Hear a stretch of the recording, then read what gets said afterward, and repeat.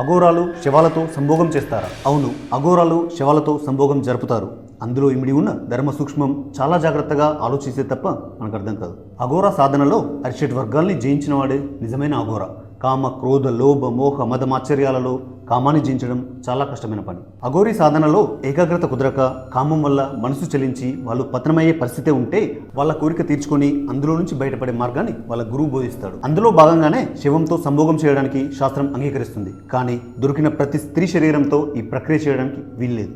దానికి కూడా కొన్ని నియమాలు ఉన్నాయి. సంపూర్ణ సువాసినిగా తన భర్తతో ధర్మబద్ధంగా జీవితం గడిపిన పతివ్రత స్త్రీ శరీరంతో ఈ సంభోగం నిషేధం. ఒకవేళ సంభోగం చేయాల్సి వస్తే వేశ్యవృత్తిలో ఉండి చనిపోయిన స్త్రీ, అది కూడా వీళ్ళకన్నా వయసులో చిన్నదైనప్పుడు మాత్రమే ఆ శవంతో సంభోగానికి అనుమతిస్తారు. ఇది కూడా ఇందాక చెప్పిన అరిషడ్ వర్గాల్లో ఉన్న కామాన్ని జయించే ప్రక్రియలో ఒక భాగం మాత్రమే. ఎందుకంటే శవంతో గడిపినప్పుడు వారికి ఆ స్త్రీ శరీరం పైనే విరక్తి పుట్టి మళ్ళీ అలాంటి కోరికలు మనసులోకి రావు.